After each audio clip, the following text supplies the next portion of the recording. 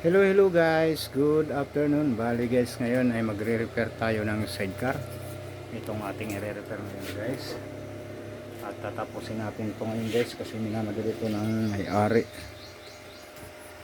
Bali pinalitan ko guys yung kanyang frame kasi napaka rupok na at panay kalawang na siya guys.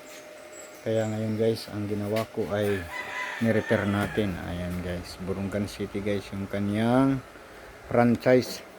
Kaya nire-repair natin yung bubong nito ay para ma-renew kasi hindi siya ma-renew. Kaya yan guys. Okay guys, itong ating nire-repair na sidecar, tingnan nyo. Medyo kalawang na siya guys, kaya pinalitan na natin itong bagong bakal. Ayan guys, kita nyo, bago na siya. Yung dati kasi kalawang na guys, kaya pinalitan na natin ng bago.